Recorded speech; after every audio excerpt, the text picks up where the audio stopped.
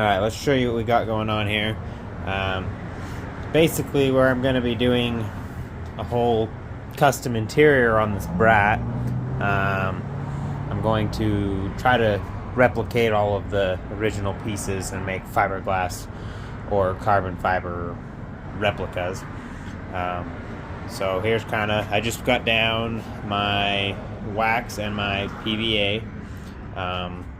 This is just how I do it. I don't know if it's the correct way. It's probably not. But I've made other molds. And it's worked. So we'll keep using this method. You're making a mold. You just want to make sure there's not any like overhangs that will trap the part into the mold. This yellow wax is called filatin wax. And it comes, see if I can find it. Sorry for the mess. It comes just like this. That's what I've been using. Then here's my PVA and my wax. I'm not sure where I just set it, but like I said, it's kind of a mess in here. I'm trying to organize it. Gotta wait 15 minutes before I can put my next coat on of PVA. I've got my big roll out here ready to cut up some pieces before I start laying glass. Oh, there's my wax right there. Partall paste number 2. I don't know if you can see that or not, but anyway, so that's what we're doing. I'm going to be doing it to all of the interior trim pieces, except with the exception of like the door panels and the dashboard. But any of the trim pieces, like here's the A-pillar trims right there. They're next in line. I've got to do some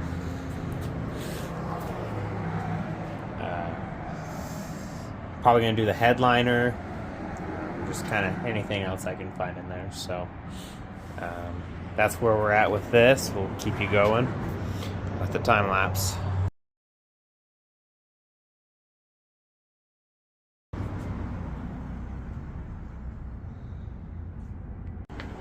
Alright, so we're going to be starting with our gel coat here soon. Couldn't find my disposable gloves, so I got these from one of my old fiberglass repair kits. yeah, now they're just out here drying. We mixing up some gel coat, putting on there. Probably do a couple coats of that, make sure I got a nice good finish.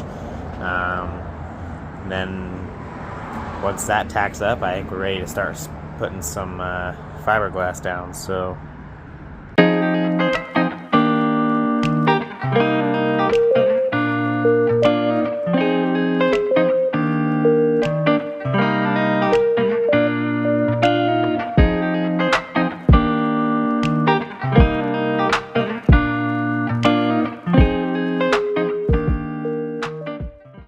alright, so here's after one coat. Well, yeah, pretty much one coat. It's kind of a heavy coat of gel coat on the two pieces. For that, I used just over an ounce, just to give you kind of an idea if you're going to do this on your own, how much you need to get. I just bought the gel coat in a gallon size because I've done a lot of fiberglass stuff, but like I said, you know, I'm no professional, don't really know what I'm doing. I'm just kind of doing what has worked in the past. It says to avoid sunlight, working in the sunlight, but believe it or not, it's actually really pretty cold here, so I'm just kind of intermittently putting it in the sun so it will you know, cure a little bit faster. But yeah, there's the coat one.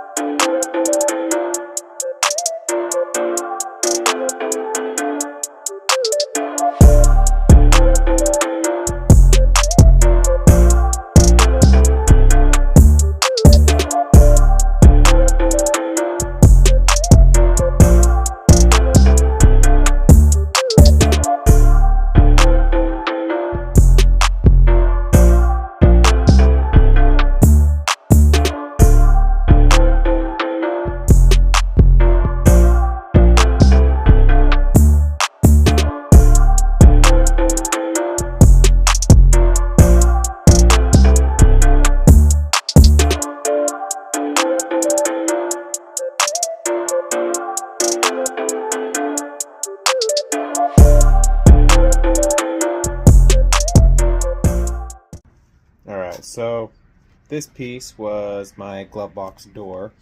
I went ahead and already trimmed around the edges off camera. I knew this one was going to be kind of tricky because it had like an overhang on the back, but only on the one side. So it has an overhang on this side, and then it just kind of rolls off this side. So I figured it should be okay to do with an overhang. So I knew it'll come off, or I would hope it would come off of there. This was going to be one of the trickier pieces of the process. So yeah, I accidentally set it down on a thing I thought was my signboard, but it was like a foam board thing, and so it just stuck to it. But just for the mold, it's not that big a deal. But let's get video in me taking it off. Kind of had some issues where it had to wrap around the edge, which I assumed it was going to anyway. So well, let's get to taking it apart and see how it turned out.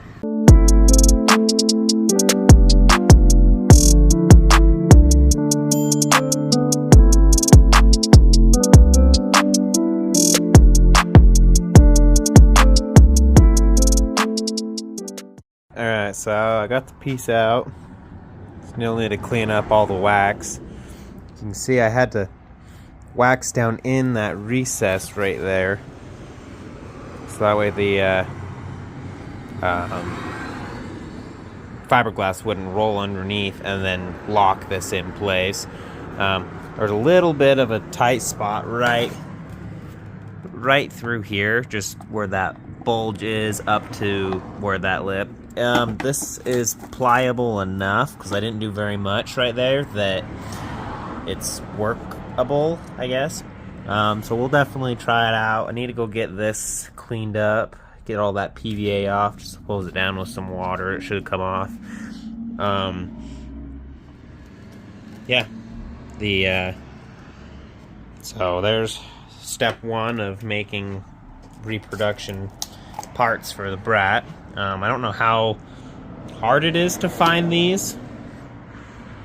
They may be super easy to find, I don't know, but either way, I'm still gonna just at least make one for myself. So yeah, let's get it cleaned up and let's take a look at it. Alright, so here it is, mostly cleaned up. It ain't perfect. There's this big. I know. There's some areas that need repair. We didn't get much resin there. You know, in some of the corners. We finished getting that wax out. But for the most part, turned out pretty good. Let's see if you can see. You can see the exact texture of the original piece. Yeah, this is probably going to be the hardest one of them all, like I was saying. But fairly confident that the rest of them should turn out okay. So, yeah, let's get going with some more molds.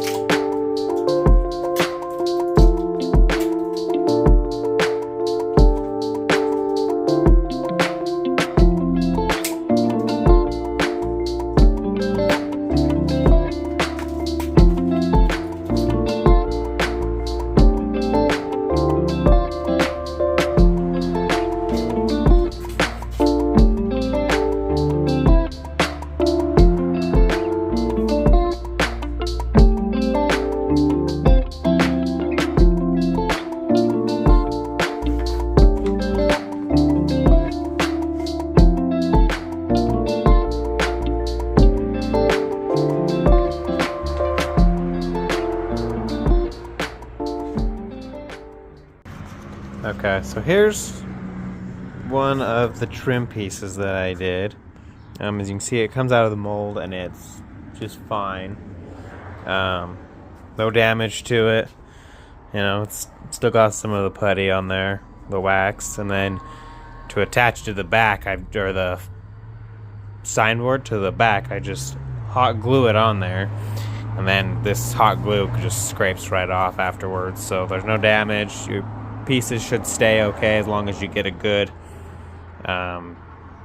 release agent on there.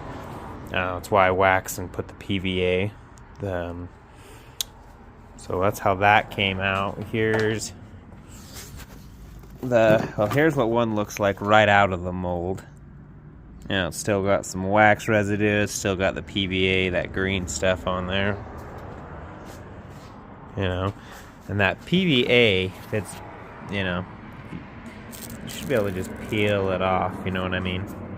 So, and then it looks, you got all your texture, all of the lines, like it looks just like a perfect replica, you know? And here's one that's been cleaned up, needs a little bit of touch-up work, mainly just on where the seams were in the signboard, like there and there, but in reality, that won't affect the replicated piece at all, so probably, I don't even know if I'll do anything. I might smooth that out a little bit, but that's all just leftover stuff that'll be cut off once you start making the piece. Trick two is where you have holes for screws or clips or anything. When you put your putty in there, push it, don't make it flush. If you can push it down a little so it's kind of concave, it'll actually translate into your new piece, and then it'll just kind of give you a little dish to set your drill bit in to drill your new holes on your new ones, and then it's pretty accurate, you know. I did it on this where the screws mount across the top side of here. I can't even tell if you guys can see that or not, but there's one screw hole, there's another. That's for like the handle of the glove box.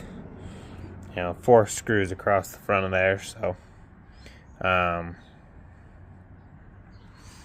yeah. So that's little tips, I guess, you learn after you've made a couple pieces, and yeah, so we'll go from there. Alright, so I'm thinking this will probably be several parts series on the fiberglass stuff at least, because that way it's not like one crazy long video. I've made those 3 pieces. I've still got like 15 more pieces to make, so, and that's not including the, you know, redoing the dashboard, which will probably end up fiberglassing it too. But so got those pieces. These little pieces go roof, so from the B pillar to where it connects to the roof. It's just that little trim piece. And then that's obviously the glove box. We'll come over here to the brat. I'm gonna be doing all of these. These are the A-pillar trim pieces.